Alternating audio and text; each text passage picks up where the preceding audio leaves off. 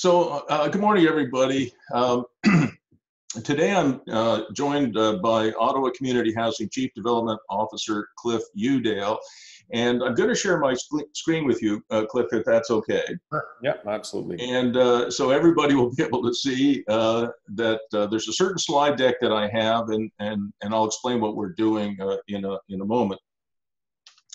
As part of the city's new official plan, the one that they're trying to get out, originally, Cliff, the deadline was December of 2021, but City Council and the Economic and Planning and Economic Development Department of the City of Ottawa have grown a little bit more ambitious, and they want to try and get it out for January of 2021, which sounds like a long way away, but it isn't.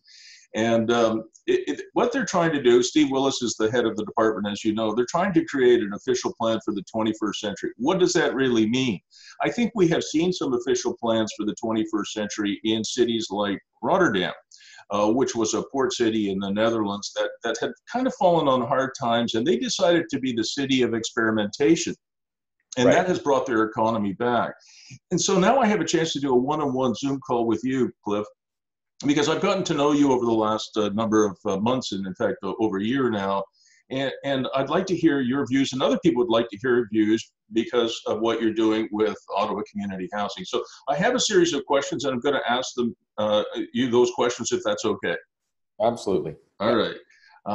But before I do that, part of my job, Cliff, is to do what Mary Eleanor Laffoy did in Ireland. She was a retired Supreme Court justice, and her job was to tackle probably the toughest question, maybe in many countries, certainly in Ireland, and that was the question of abortion. And what she did was she brought together groups of people from all over society, from every sector of her community, of their community, church, women's groups, healthcare. She brought them together, and over a period of 2 years, tried to forge a consensus, and it was an incredible result. It's called delegated democracy, and she got a wide acceptance of changes in their abortion law. Abortion had been illegal in Ireland forever, and she got some kind of reform through with a 66, almost 2/3 approval rating, which was really amazing. So what the city wants to try and do is we want to hear from people who, many of whom you would think the development industry and environmentalists are often in conflict, but I think we might be able to do, at least hopefully do, some of the work that a Supreme Court Justice Laffoy did. So that's kind of what I'm doing here.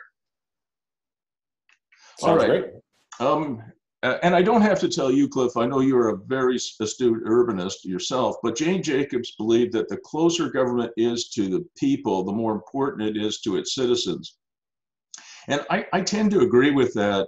Decisions made by the City of Ottawa or any city or any town that you happen to live in is probably more important to the average person than maybe decisions made by state government or provincial government or federal government. So kind of what we're doing, I think, is important. So here's question number one. Can you tell us more about what OCH, Ottawa Community Housing, is doing to A, renovate, repair its existing portfolio and expand it? Okay, so I'll do that part A and part B. So in terms of our existing portfolio, we have 15,000 units. Wow. Average age, roughly 50 years, split almost evenly between elevated apartment buildings and townhouses and low-rise buildings. And so you can appreciate, given that vintage of housing, we have a lot of capital repair that's required. And so that's been the core focus of the agency. And up until recently, our mantra, in part because of the government legislation, was when it broke, you fixed it. You didn't ask too many questions in terms of the long-term viability of the property. And that was just a byproduct of being in the first half of life cycle. Right. And also be under a program, like the funding that had originally got and built these programs required delivery of service levels for 30, 40, or 50 years. So there weren't too many questions to be asked. So we just repaired with all the capital dollars that we had. We tried to keep things in as good a shape as we could with the funding available. Always, it would be nice to have more, but by and large, we've been able to keep the the portfolio with an acceptable facility condition indexes. But that being said, we're getting into the second half of the life cycle of most of our buildings now, and that requires a whole different philosophy. So we started about 5 years ago with the board to get the notion that we need to do portfolio management, that we have to sell housing that no longer fits mandate. We have to sell housing that is beyond reasonable cost of repair or will be in the near future, and we need to redevelop. We need to obviously maintain the majority of the stock that we have, but we also have to add new stock into it. And I, harken back to any sports team. If you keep the existing players, sooner or later, you don't have an effective team. Yeah, for sure. You don't trade it in all overnight. It's a gradual process, and same with our portfolio. So our strategy has been to try and introduce 1% new housing stock as part of a renewal strategy. So 150 units built, 150 units divested, sold, divested, redeveloped annually. Wow. That's for the renewal. And then on top of that, we obviously want to grow the stock to keep up with the city growth and also the growth and the need for affordable housing. So that would be layered on top. So it's our intent to, within our means, build as many homes as we can. That number is, a TBD, but at a minimum, it's this 150 plus that we're looking at doing as part of our strategy. Yeah, and even at 150 units, and I suspect it'll be quite a bit more, that puts you in the category in a relatively small city like Ottawa as one of the major developers. It would. It would certainly. In terms of consistency, I think a lot of players start and stop depending on the economic downturns. And, and I think the one thing we'll bring to the table is that 150 is a year-over-year objective. Right. Won't be subject to the other cycles. Yeah. I just want to make sure you can see my screen okay? Yeah. Perfect. So question number 2, this is very open-ended, and this is where we get to pick your brain, Cliff. What do you want to see in a new official plan or changes in zoning from the City of Ottawa to help OCH? Is there something specifically that you think the city should include in its next official plan? Well, I think in terms of a healthy city, I think everyone appreciates that you need to be able to support a range of household incomes, right, in the core of the city, and also address the need for family housing, just not into the deep burbs. So when you put all that into perspective, I think any of the designs of the city need to take that in consideration. The other part is obviously when you look at the City of Ottawa, one thing that's going to influence development probably more than anything else is the light rail and rapid transit. Right. And, if there's ever a group that would benefit from having access to rapid transit, it would be, a low to moderate affordable housing. And from that perspective, having designs and plans that encourage the development of affordable housing in and around transit hubs is going to be key. I know the city's flagged that as a concern. And it's challenging because the minute, obviously, you put in any type of rapid transit, land prices go up dramatically. Right. Density's coming, which in many cases can put it out of reach. Many of the agencies looking to build affordable housing. So I think So sorry to interrupt you, Cliff, but you did tell me that you didn't feel that a mandate by the city that, say, 20% of new units have to be affordable in, say, I don't know, condominium towers built around light rail stations would actually work. Can you just expand on that a bit? Yeah, I mean, from my personal perspective, I think you need to encourage that. But my concern is who's paying for it. And how you define affordability. So I'll talk a little bit about the affordability issue, and then who's paying for it issue. So affordability has a wide range. We know that. Right. We've always been described as an affordable housing provider. Our average household income is around $20,000. We know the private sector can't touch that, nor should they. That's not their core mandate. That's a good point. Next continuum is that $20,000 to $80,000 household income, which is also out of reach of the private sector. And not because they can't or they don't want to. I recognize there's the profit piece, but it's just simply economically not viable. Even if they were to take no profit, they couldn't touch that. Right. So talk about affordable housing. A developer's definition of that might be, instead of selling a condo for $350, they're selling it for $300. And relatively speaking, that's more affordable. And so it will hit a part of the continuum, but it's a very select group that probably could afford to rent, but might like to buy. So it's important. I think it needs to be done. So when I see official plans to talk about builders' development of affordable housing and condos, I see it targeting that market, which doesn't address the 80,000 and down market. So, exactly. I think it's very important about the definitions and thinking you're solving a problem with some of the inclusionary zoning speak.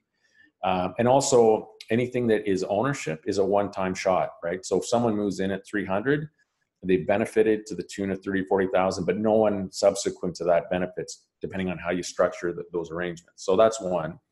And the second is, if you go for a deeper subsidy and in a condo, and let's say you do 20% and it's long-term rentals, or it's deep affordability 200 or 250, which is below cost for the builder, who's paying for those units? And the reality is the people paying it for it are the balance of the condo owners, the other 80%, because the builder has to be made whole and has to get his profit margins, as you would anticipate. And to me, it's an unfair tax on a very small population base. So in a 100-unit condo building, you have 80 homeowners who end up paying for the building that building. It's not the broader tax base. So I think we have to be very careful on how we apply that. And I think if everyone agrees in principle that there's a need to build that 20%, it should be more equally distributed as opposed to putting on the 80 in that building.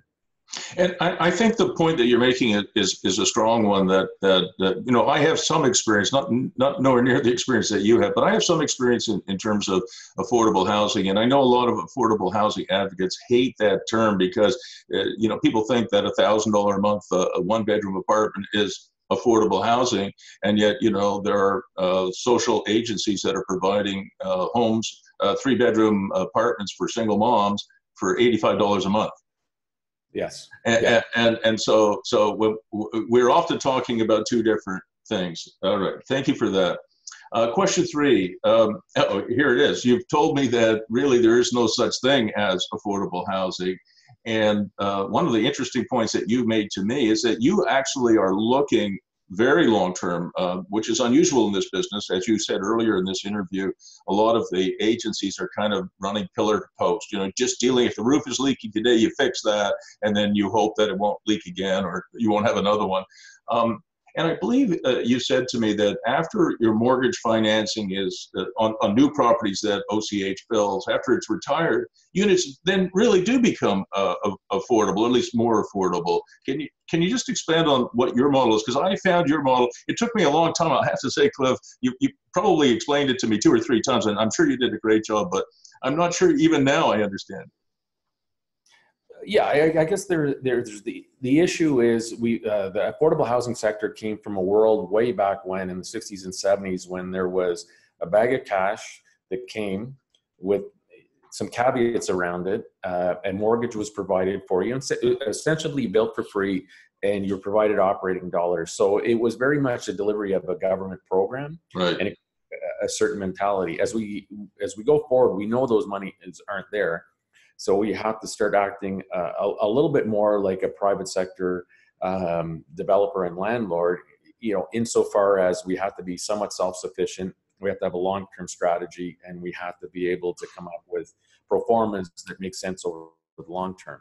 And the reality of our situation is our cost to build a rental property isn't any lower than a developer.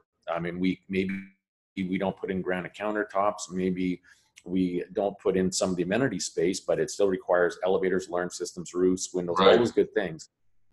So we're almost at the same cost. So the reality is our rent, and everyone knows that in the rental housing market, it isn't a huge margin business. Money's made over the long term, not over the short term. So from that perspective, our rent structure out of the gate, assuming we don't get any additional funding, will be not that dissimilar than it would be in the private sector. So our fundamental approach has to be to make it whole so that we can cash flow a building. But one thing that where we differ from the private sector is what we do in the long term. So over the 50-year life cycle of that building, we can manage it quite differently because we don't need to pull profit on a regular basis. And we can reinvest as we go. So assuming that we can cash flow it made whole on our rent structure, our increases in rent can be kept at a minimum to cover our costs. And as you indicated, at some point you're paying down a mortgage and you're building equity. So assuming our rent structure will remain relatively flat, probably cost of living increase to deal with our operating costs. Private sector rents will go with whatever the market will bear. And when you get to year 15 or 20, we're in a situation where we've actually created equity through servicing the debt. And then we have a decision to be made. We can pour that money back in, refinance our buildings, lower rent structures once again. So we've already deviated from the private sector rents by not having the increases. And then we can reinvest that equity back in and drop the rents even further. So it becomes deeper affordability. Or alternatively, we can build another building with that equity and follow that model once again. So it's all about the depth of affordability that comes with it. But I think the key is understanding that what the building is on day one isn't what it needs to, would necessarily be on day, year 15 or year 30.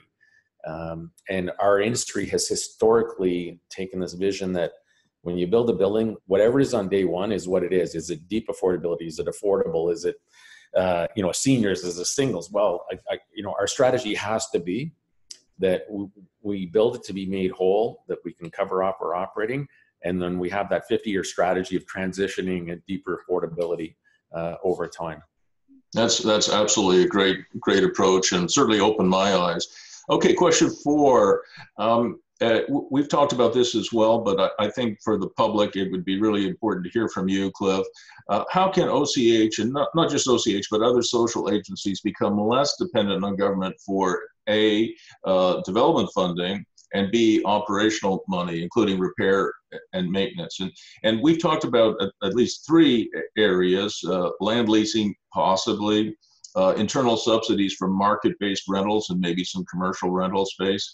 And is there a role for sponsorship? And this is kind of an open-ended question. So, is there a way to at least lessen the dependence on governments? Because governments, as you know, they come and go, and some are more, involved with affordable housing, and others say, well, let the market do it. Yeah, no, that's a very good question. Well, I think one of the philosophies we've adopted is there's a risk for any public agency to be I didn't coin the term, but I loved it. It was out of the UK, was a grantrepreneurs. I really like that term. What did you say? How do you say it again? Grantrepreneur. Grantor? Grantrepreneur. Grantorpreneur. Okay, I got it now. And I mean, it's somewhat obvious, but it's a real tendency as you wait for the next round of grant funding, whether it's seniors housing, it's supportive housing. You typically can't strategize more than a year in advance because you don't know what programs are available when they come. You have 60 days to respond. And next thing you know, you're going off on all these different tangents. And what it does is you don't end up becoming financially independent. You don't have a long-range strategy, which if you're a small agency with 1 or 2 properties, maybe you can afford to wait for your grant to come along. For an organization like ourselves with an aging stock, we can't, not that we can't take advantages of money that are aligned with our vision, but we can't let the vision follow the money. So from that perspective, we're working on a strategy that is independent of the anticipated programs. But as you mentioned earlier, you never know what government's going to be in place and what programs are coming. Right. As we get into the larger scale development, and when we're not just building on a corner infill lot, we're having to plan 4 and 5 years in advance. So we'll probably be through 2 provincial governments, a council, and federal government changes. Wow. So if we try and plan based on aligning with their visions, it won't work. So we have to have our vision and do it. To do that, you have to be independent. And, unfortunately, I think what it means from affordable housing is you can't guarantee the depth of affordability at the outset. So we have to be able to build, to be made financially whole, and have operating revenues that would support debt servicing and the support and the balance from day one. But if we build, then we have the opportunities to roll in whatever grants might become available or subsidies, or and I think this is the way the industry is going, is portable benefits and rent supplements, which the private sector by and large doesn't like. And it's right in our wheelhouse. So, if the city is handing out rent supplements, tenants can come into our buildings, which will have slightly lower rents, apply their supplements, and be in an area where they might be able to get access to the supports they need. So we can do that independently of the government program funding. What we do lose a little bit at is on the affordability, but that can always be bought in over time. But if we don't build, you don't have that luxury. Okay. And there's one other piece too, and we've chatted about this, is if we build today, even if we were to charge full market rent and carry that building for 15 years in a full market rent capacity, our worst case scenario is that building ends up becoming a replacement for one of our deeply affordable buildings that is at end of service life. So in year 15, you can do it. Yeah, I really like that attitude and that approach that you've taken. And again, it was a big mental adjustment for me when I first heard you talk about it. You may recall I talked about the experience that I had with the Blue Heron Co-op building in Canada. It's quite a few years ago now. Pam Cripps and the Canada Nonprofit Housing Corporation developed this new co-op. And some of these units, it's a 4-story apartment building. I think there's about 40 units, Cliff, in this apartment building, and then there's, I think, 40 townhouses in the back of this.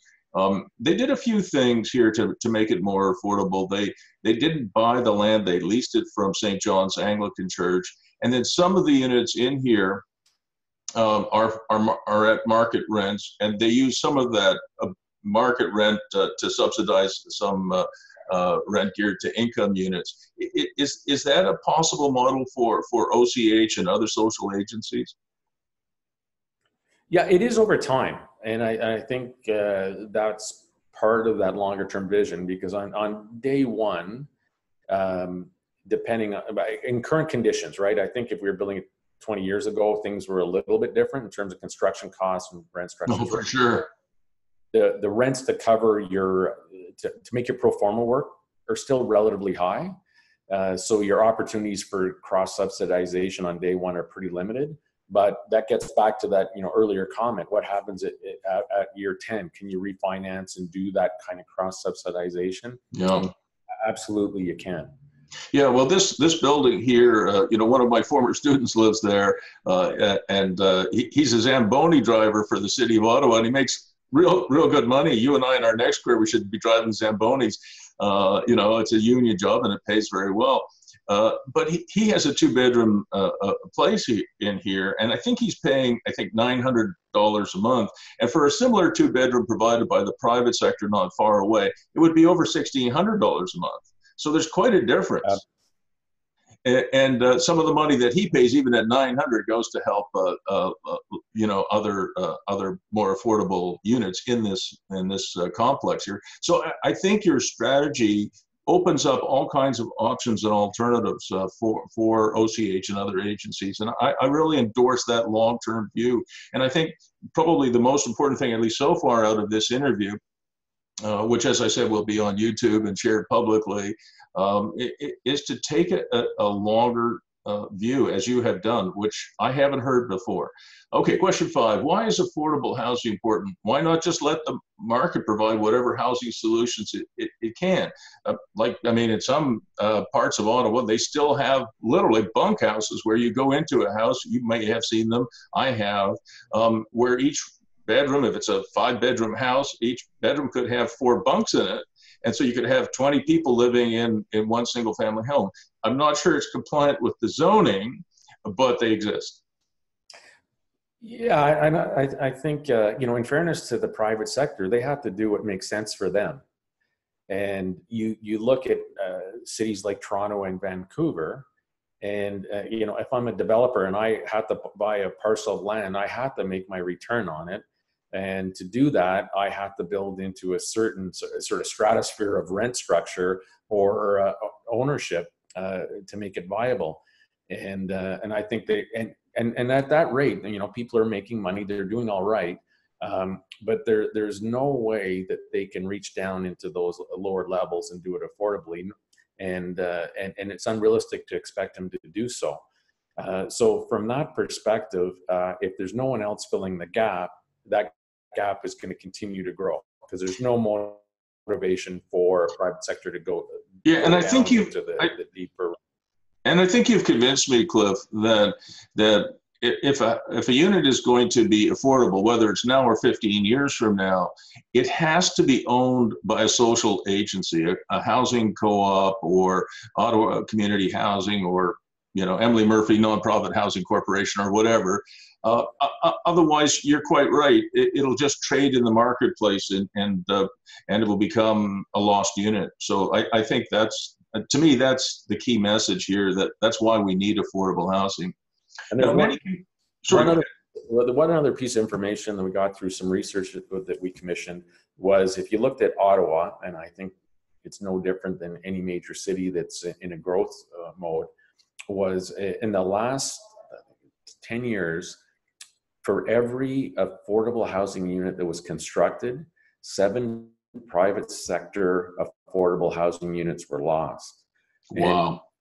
Yeah, when you think about it, you kind of shake your head and go, is that possible? And then when you look at it, it totally makes sense. So, 10 years ago, Hindenburg was an area that provided a lot of affordable housing.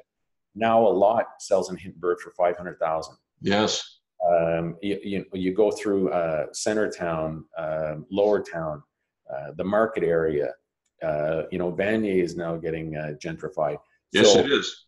So when you look at it, what is the pocket of private sector affordable housing that's left in Ottawa? And you can make a good case that there isn't one left. There's isolated parcels, but they're disappearing. And I can't think of any, Cliff. No, it really is, and that trend's going to continue. So that's gone. So and why is that? Because there's just better ways to make money than trying to provide that affordable housing.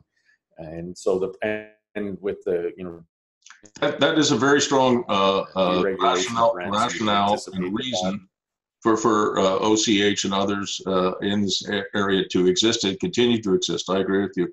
Question 6 was, many communities seem to oppose housing co-ops, affordable housing projects, group homes. Are they right to fear that any housing of that type is going to impact negatively on their property values? No, and I think that you look at, I think part of it is living in the past. I think there was a lot of poorly built affordable housing across the country, and we certainly own ones where they were extremely high density, 700 plus units. They were isolated, right. Supports. It wasn't mixed income. And those were almost social experiments that I think everyone would agree weren't successful. You look at the newer product that's been built in those communities, and the one we own 15,000 units, so you can anticipate they're pretty much on every corner and everywhere. And there's the bigger communities which people are aware of, but I would hazard guess most people in the city either walk by or drive by affordable housing units, high-rise, mid-rise, or towns, and they have no clue when they're properly integrated. And we found, and it was kind of interesting, I think in the suburbs where there's less, people are a little bit more prone to having NIMBYism, but we're undertaking our development at Rochester Heights. Right. And really encouraging was the community came out and they demanded that we had more affordable housing. There's deeper affordability, that we didn't lose this was the wow. That's amazing. it was anti-NIMBYism, because I think people are appreciating, I think more so than in the past, that you need the full range of housing. When you lose it, you lose character in your neighborhood, you lose the diversity. And I think people are really beginning to appreciate that. So I do think there's a trend the other way, and people understand the importance of it. It's called YIMBY. Yeah. Yes, it is. Yes, in my backyard. Yes, and the fact that you got a YIMBY impact is truly amazing. Congratulations. That would be, in Ottawa, that's a first. When I lived in Canada Lakes, I had a single family home in Canada Lakes. And my neighbors came to me one day with a petition. Some developer was building $400,000 townhouses 3 or 4 blocks away, and they called that affordable housing. That's 20 years ago. So they were really expensive. And I said, I'm not signing that. I said, folks who are living in $400,000 today, $600,000 townhouses are there's zero impact. Probably impact is positive on property values, but people seem to react, at least in most cases, not in your case, Cliff, as NIMBY, not in my backyard. All right, question 7. Should social agencies encourage mixed use within your projects? Do you think your project should have more market-based units so that you have affordable housing and you have market-based units and have some commercial activity there? Or should it just be simply one type of housing and only that? No, I mean, clearly, from our perspective, a successful community, this is in the larger development, it's going to provide a range of incomes. It'll provide a range of uses. What's important, and I think lessons learned, is creating opportunities for, a healthy mix within those communities. Yeah. There's mistakes been made by saying that if I build a high-end condo beside, deep affordability seniors unit, that I've met my objective, check the box, and now it's a mixed-use community. And there's plenty of examples of, they call it the Starbucks crowd versus the Tim Hortons crowd. One takes a bus, the other, drives their Beamers out, and they don't integrate. Yeah. And that's not what we want. What we'd really like to do is create opportunities, whether it's, farmers markets, a health hub, sports facilities where, where there's a lot more integration on the ground. Yeah. That has a little bit to do with height and all that good stuff. But yes, an effective community is going to have mixed use, mixed income. Yeah, I think that's right. And I think we're trying, all of us, I think, dancing on the right side of history, are trying to create a more walkable community so that you could walk to a shop. You could walk to a doctor's office. And so not everything is a bus ride or a car trip. Absolutely. All right. Question 8. This was really interesting to me over the months that we've worked together. I've heard you talk about the need for affordable housing in rural parts of our community. Is that even a possibility? Yeah, also a good question. I think historically, affordable housing has been focused on the core for, a host of reasons. But we do know there's need for affordable housing in rural sectors. And it hasn't been an area of expertise for us. We've been, almost every property owned is within the Greenbelt. Right. But we've had outreach from councillors, MPs, and MPPs saying that there is a need. You're seeing, farmers retire, they want to stay in their communities, and there aren't the facilities. There's local workers who are working at working wages that can't afford to drive in from city. Absolutely.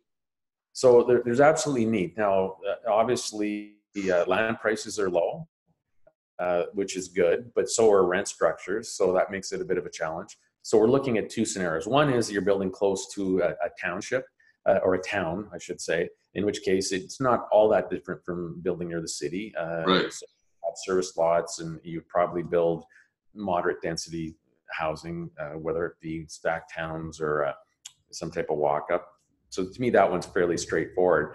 What we are exploring is whether we can build true affordable housing by doing land, almost like a land lease community, using service mount housing, which would probably be manufactured.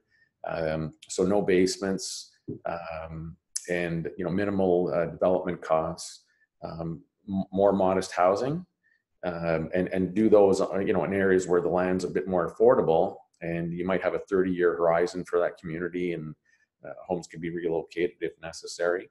And we're just in the middle of doing the business model to see if that's at all viable. Now, I suspect, Cliff, it probably will be, because I do a fair amount of work in the United States. I do some coaching there, and there are private sector groups that have focused on that. And I have friends who have modular homes on land leases in warmer parts of the United States that pay $350 a month, which is relatively. That's US dollars, but still relatively inexpensive. Yeah, and even in Canada, like you looked at New Brunswick, in a prior life, I dealt with the modular housing industry, and I think it's something most people aren't aware of, but I'm not sure if it is today, but it certainly was the case 10 years ago, that 40% of the homes in New Brunswick were built in factory, most of which ended up on service mount foundations. And it was true affordable housing, market provided affordable housing. Wow. It's totally fine. It hasn't been big in Ontario, but if you go to Alberta, they have quite a few communities that are like that. Yes, they do. Yep. Very popular for seniors, but can also be used for family too. So we'll explore it and see if it's feasible. So question 9 is a little bit different now. What do you think Ottawa Community Housing's responsibility is when it comes to what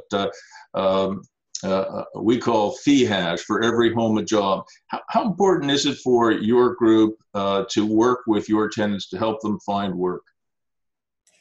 Yeah, it's a good question. I think we have to be smart about our construction. Now, our biggest challenge is what we're funded for versus what the expectations are of us. Right. So, just in general terms, our communities have a lot of supports that come in and out.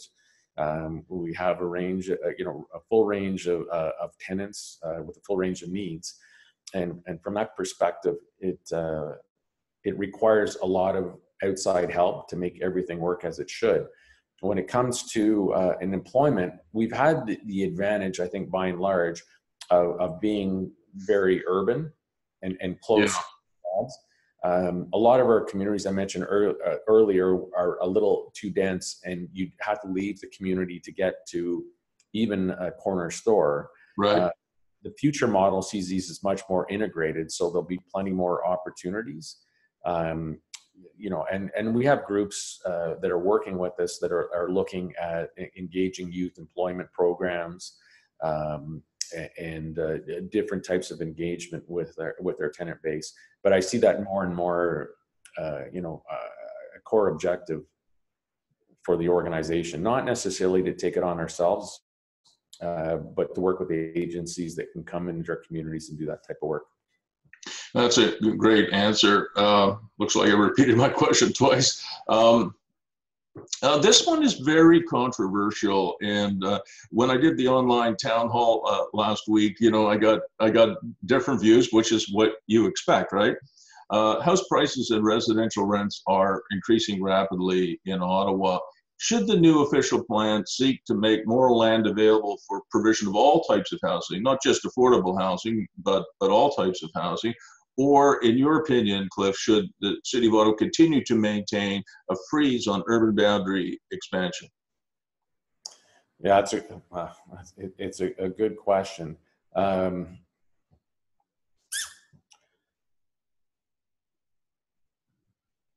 I don't know about the freeze. I think it's one you'd want to be very careful about, and I think wrapping your strategy in around your transit corridors goes a long way. I think we've all seen the negative benefits of having the urban development with the green belt buffer in terms of the efficiency of traffic and access to work and the sort. So I think any type of long-range strategy that recognizes where those core corridors are, seeks to encourage development along those corridors, even if it is through a green belt. Those types of things to me make good planning sense. But it has to be done carefully. You certainly wouldn't want to undo, I think, a lot of the things that make this a great city. But there's opportunities for a little bit more infill where it's wise and it works. Thank you. Okay, question 11. This is just kind of a yes or no thing. As you know, I do some real estate investment and business coaching, and I probably have about 400, just under 400 people that I've coached, and so residential areas are changing, and so I just wanted to ask you what uses you see being permitted in residential zones or not. But before I ask you the specifics, I just wanted to mention to you, and I showed this in the town hall too, Cliff, you go to a place like the Glebe, and if we ever get summer here, you and I could walk around the Glebe on a pleasant summer day, and we'd see infill housing, we'd see beautiful older homes, we'd see shops, we'd see condos, we'd see office buildings. We'd even see a stadium and an arena, right, in the middle of the Glebe. And yet, I think most people in Ottawa and people who visit would assume that the Glebe is a desirable place to live. But when you talk about putting things like attic apartments, above the garage apartments, basement or side yard apartments, coach houses, which are now permitted in Ottawa, service shops, arenas, stadiums, I've been involved with that, high-rise condos, restaurants, pubs, retail shops, and the rest of the list you can read. When we talk about putting that into an existing residential area, everybody goes, oh, that's a terrible idea. Not everybody, but certainly many people are afraid that it will impact negatively on their property values. But when you look at this list, Cliff, when you look at this list, tell me if there's something on this list that you think is essentially is important, or something that should actually be excluded. Okay, well, from everything you've mentioned, to me, it's all part of a happy and healthy neighborhood. And you mentioned it earlier in discussion, we're moving towards probably a carless or close to it society, whether it's been automated vehicles or it won't be what it was in terms of the 2 cars or 3 cars in the driveway. And I think the minute you step back from that, you look at things differently. And also, I think there's lessons to be learned. What are the most desirable neighborhoods in Ottawa? And I think, to me, the classic example, the Glebe has evolved over time. But you look at Westboro and the transition around Westboro. Oh, yeah. The biggest increase in prices. And who's moving in there? It's not youth, it's families. And why? Because it has all the things you need in walking distance. Like there's no uncertain terms. I lived there for many years. Was there for 20 years and watched the transition. Incredible, yeah. From car dealerships to restaurants and small cell phone shops, and that's attraction. So people do not like change. I get that. But, I don't think there's too many people that would walk around Westboro and say, I mean, there's always things that could be improved, but not say that compared to what it was, it's a more dynamic neighborhood. Now, I think there's always going to be need there. There's some people that are going to want to live in, rural areas and have their, that's a certain niche market. But I think for most people, that opportunity to walk and access services is going to be key. So, yeah, I think it makes a ton of sense. Thank you. This is kind of an open-ended question. The City of Ottawa currently has 6 main engines of growth: government, obviously, technology, education, healthcare, tourism, entertainment, and festivals. That group is 1, and real estate. Are there any others that you think maybe we should be looking at? And one of my favorites is, and I hope it comes out in the new official plan, is we should be doing more with the rural areas of Ottawa. If you look at a map of the City of Ottawa, it goes from Arnprior to Kemptville to Rockland is huge. And I've seen a map that shows Vancouver and Edmonton and Calgary and Toronto and Montreal all fit within the border of the City of Ottawa and still have room left over. So it's pretty friggin' huge. And we have enormous rural areas. So one of the things I particularly like is to do more with the rural areas, more grow local, more agritainment, which is just basically agriculture and entertainment together. Probably the best known example of that in Ottawa is Saunders Farm. But what I wanted to hear from you, Cliff, because I know you're a long-term thinker, is there another sector that we should be looking at? That's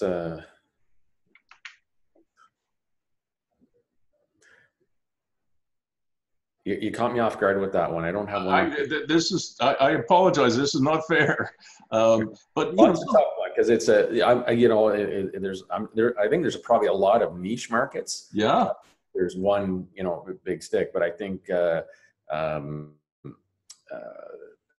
one thing that I think gets sort of underrated in Ottawa, but having, lived near Mountain Equipment Co-op and all that, I think we sometimes underestimate the business around what do you want to call sort of rural activities, whether it be hiking, biking, camping, and the sort. And I think one of the strengths of Ottawa versus a Montreal or Toronto is we have that all within reach, within city limits. So I think that opportunity to encourage, and I'll give an example. I was there in I'm going to say it wasn't Maine. I didn't think that way, but mountain biking. And they had. Are you talking about Oka in Quebec? No, this is on the American side. There's a town in Colorado, I forgot the name of it, that makes its living off of mountain biking. It was a similar sort of thing. It's one that I think it's Vermont. It's Vermont. It's called Kingdom Trails, and they got a bunch of farmers to free up a little bit of their non-farmland to create these linked trails, and it brings a ton of tourism to the industry. So bed and breakfast, sure. Sort. Infrastructure costs were next to nothing. Not much. But Ottawa, I think, much like Vancouver, is when you look at the number of young folks that take advantage of the Gatineau parks and the sort, to me, that's one area that could be exploited, not just for locals, bringing people in from away, come to Ottawa as a destination for that. I really, that is an important contribution. And when I look away, I'm not looking at my email, I'm just taking notes, Cliff. Oh, that's all good. So just so you know, and so viewers know, but that's really important what you just said, because I agree with you. That I'm going to add that as a major finding from this particular one-on-one Zoom call. The fact is that in Oka, at the old Abbey there, on a nice weekend, you will have 5,000 vehicles and probably 15,000 mountain bikers on the mountains there. I've been there with my kids. And it's just fantastic. It's unbelievable. And I live in what I call the tornado house, right? Because it got hit by the tornadoes of last year, but we managed to survive that. And not far from us, there's the Bruce Pit, which you probably know. Sure. And I walked there this spring on the one nice spring day that we've had so far, and I'm sure there were 5,000 people there walking their dog. And Bruce Pit is quite lovely. It's got a big area and it's fenced, so you can let your dog go free. And obviously, people who don't have dogs can walk on the outside of the fence, so that there's no concern that you or your kids will be attacked by a dog. And there were 5,000 people there, but there wasn't a single picnic table that I could find. There wasn't a barbecue. There wasn't a place that you could have a tea or a coffee, or a hot dog or something like that. And so I suspect you're right that we could do a lot more, and that is a very powerful engine for growth. So thank you for that, Cliff. That's definitely going to get included. All right. I have about 20 questions, so we're getting through them. All right. Yep, all good. All right, but this is really helpful, and it will make a lasting contribution, I think, to your city by doing this. And again, I'm grateful to you. Question 13, being able to produce food locally is a growing concern in many jurisdictions. What should the City of Ottawa do to permit more grow local? And part of a picture I wanted to show you, Cliff, is this. I did some work last year in Portugal. I have some clients there. And when I was there, I visited many small towns and villages. This is the village of Pinhao, which is a teensy tiny little village of 500 people. And you can sort of see, I don't know if you can see it on your screen, but you can sort of see that they do have a wind farm there. Can you see it on your screen? So it produces abundant energy. It's very windy there in Pinhao. But almost every house in the village had what's called backyard homesteading. And just to give you an idea, there's an actual book called The Backyard Homestead. And on 10,000 square feet, this book claims you can harvest in a year 1,400 eggs, 50 pounds of wheat, 60 pounds of fruit, 2,000 pounds of vegetables, 280 pounds of pork, and 75 pounds of nuts. That's on 10,000 square feet, which is not a lot of land. How do you feel about the City of Ottawa allowing people to use their backyards in this way? Yeah, I think there's an element that it makes a ton of sense. So we've promoted community gardens, and a lot of that is for production of food. Now, I can see how they might not want livestock in the core of the city, but encouraging it all, the balance all the same, makes a ton of sense. Now, that being said, I think it depends on a little bit how you do it. If you're, an independent person who wants to have their own little farm, it's fine. I think there's been some missteps, and Regent Park in Toronto, was developed over this concept of having these courtyards, which would then be community gardens in the sort. And when the first round of immigrants that came in when Regent Park was first developed, there was a lot of Eastern Europeans that came from an agricultural background, so it was a natural fit. And I think it was successful for a period of time. But it transitioned, and you get some people that might have that type of background, some people that don't have it. Right. So to bake it too much into plans, I think, is a risk. But I think there's opportunities. The other piece to this is bringing the food into the community. Yeah. And we've had some success working with agencies that bring affordable produce into the communities, particularly where it's high density and you don't have that luxury.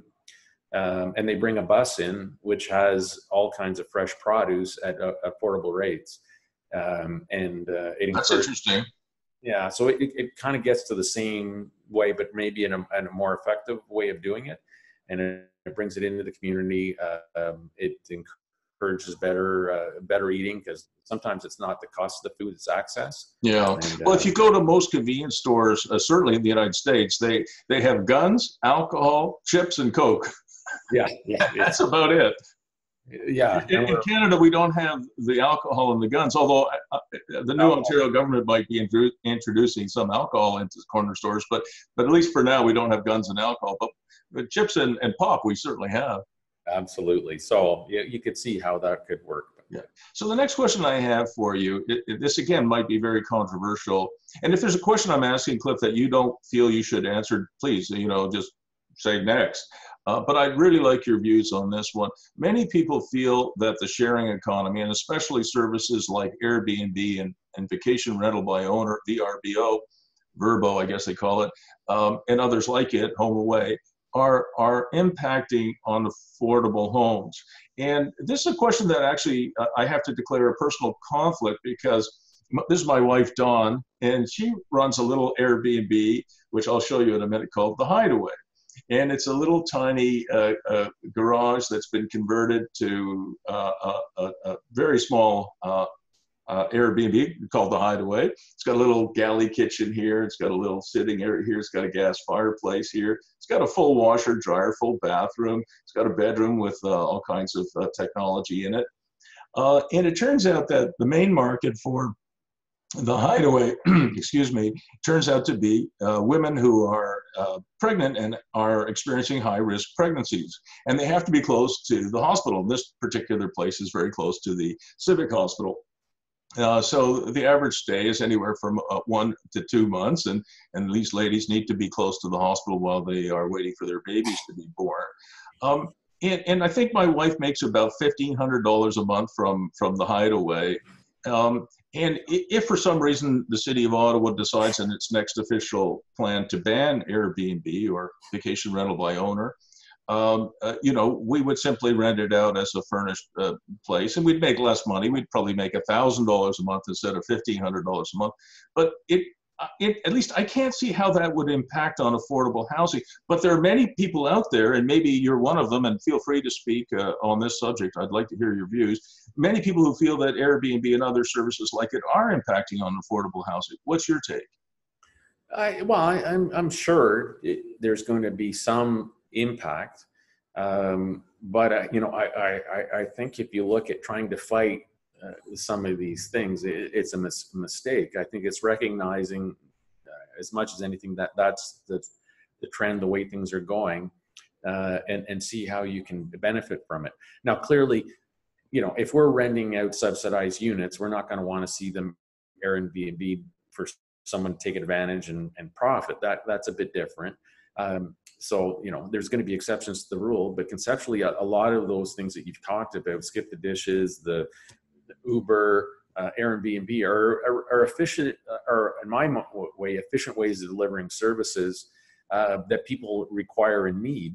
And I'm sure it's going to be a trend that continues. So I don't think it's a matter of trying to regulate overly regulate them or regulate them out of existence. Is acceptance that they're going to exist, making sure that they're doing what they're supposed to do, and not having unintended consequences. Like I said, having our tenants who are paying $80 a month, perhaps on deep subsidy, renting out their unit while they sleep in another unit, because they can. That's not the intent. So clearly, we would. But you can control that through your leases. In your leases, you can either permit subletting or prohibit it. Does the City of Ottawa? And we do. Yeah, of course you do. And does the City of Ottawa really need to intervene and regulate in that area? Personally, I would say in general, no. And then, and again, you have to look at some of the unintended consequences and make sure they're addressed. But, by and large, I said as much in the same way that Uber, when it first came on the scene, people thought it was going to,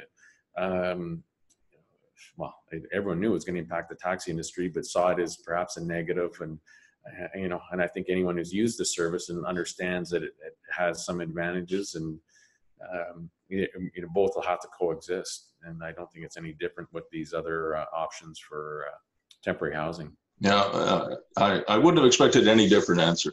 Thank you for that, Cliff. This is something that I think might help OCH, but I'm going to ask rather than guess. When I was much younger, the City of Nepean's head of the planning department was a man by the name of Bill Leatham. And if you came into the City of Nepean, it doesn't exist anymore, it's been absorbed by Ottawa, but if you came into the City of Nepean and you had a project, big or small, could be a huge project, could be a very small one, that he deemed and council agreed was of net benefit to the City of Nepean, they would actually harness their internal resources, planners, people, engineers, infrastructure, traffic engineers, they would actually harness their internal people to facilitate that project and even bear some of the costs of getting that project approved. Now, some people say that's a terrible idea because it sets precedent, and others people think it's an okay idea because if it's a precedent, maybe it's a good precedent. How do you feel about that, and could it help OCH? Well, yes, everyone's gonna have their bias. If I'm a private developer who thinks they'll be successful, I say the same thing, and we have our biases. We're a city-owned agency, so to me, there's not a lot of logic in going through an overly bureaucratic process for something that the city itself has either funded or wants to see built. So from that perspective, yeah, it would make some sense. And currently we go through a process exactly same as any developer. And there's elements, there's a public consultation process you couldn't skip out. I think that's a precedent, and I would certainly want to make sure that, you know, the community input is received before we go ahead with any project, and we roll that into our, you know, ultimate designs. But in terms of the bureaucratic layers, I think it's a little bit different. And from that perspective, I think the different has to be administered bureaucratically differently. And the difference is it's a city imperative, it's a city objective, it's not a for-profit objective, which may not be aligned with broader city needs. So I would assume that our process should be a little bit streamlined to reflect that, and we get the supports for that. Yeah, I think Steve Willis, head of planning and economic development, feels it's important to streamline. That I think is true. You know, we are the seat of the federal government of Canada. What effective role, if any, can the feds play in providing more affordable housing? Mr. Trudeau, our Prime Minister, announced, you know, some initiatives in this area. How do you feel that will impact affordable housing positively or negatively? Well, I think having a national housing strategy, it was way overdue. I think we were the only G7 country without a national housing strategy. Yeah, I think that's right. So way overdue. And then the next question is, well, what impact does a national housing strategy have? It has no teeth, and it's, you know, it's lip service to a fairly significant issue. But I think just in general, people are certainly more in tune with affordability, and it's no longer just the deep affordability. It's affecting, you know, working poor right up to teachers and young grads in cities like Vancouver and Toronto, and I would argue, you know, places like Calgary and Ottawa also. So it's good that it's recognized. I don't think it's a problem that can be bought out of. In terms of your grants at it, I don't think that's necessarily the way to go. Well, it would be nice if the funding was there, but we got to be realistic about it.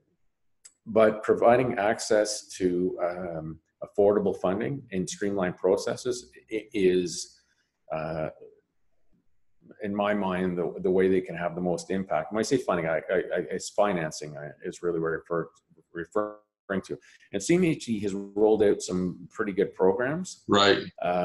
Then it's just making sure that those programs are delivered in a way that it's efficient to get to, they're predictable, and, you know, and sometimes the bureaucracy to get to there or find out if you're even eligible create a bit of a barrier. So I think for agencies like ourselves and you know, other government-owned agencies, having a streamlined access to those funds and some financing and you know, and guarantees that you'll be able to access that financing 2 or 3 years down the road when your projects come online. As right now, there's one program that's being offered by CMHC, which offers 50-year amortization periods. Wow. Very low rates, you know, like, you know, roughly 2%. Fantastic. So you get that kind of money, and then you can drive down the affordability, but you just need to know that you're going to be able to get it. It's going to be there in 2 and 3 years. I think the two words that came out to me in this answer, which is a great answer, is a consistency and streamlined accessibility. That it's no good to have a program and it's gone, it's there, it's gone. And I guess there's a third one I think that I would emphasize that you brought up, Cliff. So consistency, access, and that the key to more affordable housing is access to financing. Absolutely it is. And I get that. Okay, I have one last question for you, and then we're going to stop recording. We've done almost an hour of this. And I really appreciate, again, you spending a whole hour on this for us and for the city. And if you were king of the City of Ottawa for a day, you would? Wow. That's a loaded question, Bruce. It is, but this is just, you know, you're blue skying now. It's not necessarily for today or tomorrow. It could be 10 years from now. It could be, you know, long after you and I are gone. If you were king or queen of the City of Ottawa, king for a day, what would you do? Well, obviously, I'll wear my affordable housing cap, and to me, I always look to Vancouver and Toronto because I see them as being, to a certain degree, where Ottawa might be in 10 or 15 years in terms of challenges and opportunities. And being, halfway between Montreal and Toronto, I think Ottawa's kind of well positioned to be in a growth phase, and all the predictions are that we are going to continue to grow. And so I guess from that perspective, I would wear that cap and say, okay, Sure. What do we need in terms of affordable housing infrastructure to be a healthy city in 20 years? And this is getting back to our early discussions. We should be building, in my mind, building a lot of stock right now. And accepting the fact that it may not be that deep affordability, but I would build as much as possible close to transit and key areas. I would be fine if the private sector operated it for 20 years in a full, a full for-profit mode, with the knowledge that it's going to come back into the public fold at some point. Isn't that interesting? But we're going to have lots of it. So if the trade-off is I can have 1,000 units built of moderate affordability day one, or 6,000 or 7,000 that doesn't get transferred over for 5 or 10 years. Or even 15 years for that matter, I would bet on having that stock down the road, because I personally see with our aging infrastructure that we're going to end up with less stock than we had 10 years ago without that type of strategy. So I guess in short, I would forego some of the deep affordability today to build up an awful lot of stock that would be in the in public hands in the future. You've talked to me. Sorry, I finish your thought. Sorry, Cliff. Well, no, and just get back to being those strategic locations where you could actually maximize the benefit. And so obviously your transit, getting it equally distributed between the rural, suburban, and urban locations, and trying to address some of the family housing shortages we're inevitably going to have in the urban areas. So you tackle that on volume. With the kind of numbers you need to be able to backstop will inevitably be a drop in some of that older stock as it ages. So one of the things that if you talk to any of the growing tech companies in Ottawa, the most obvious being Shopify, they do not have a problem attracting talent to come and live in Ottawa, whether they're coming from Spain or from the United States or from the United Kingdom or Germany or Sweden or Finland, whatever, Australia. They don't have, or China, they don't have trouble attracting people. What really worries them, at least from the conversations I've had like this with people in the technology industry, is finding places for them to live.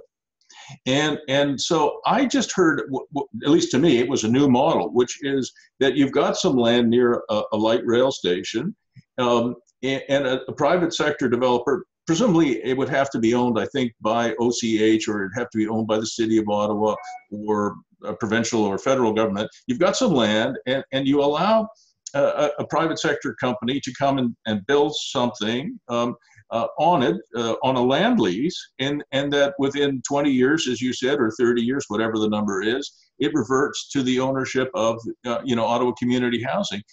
That could really engage powerful private sector forces to find common interest with groups like Ottawa Community Housing, and really ramp up the number of units. I think you told me, or somebody told me, that 60% of the population of the Austrian capital, Vienna, including the mayor, live in social housing.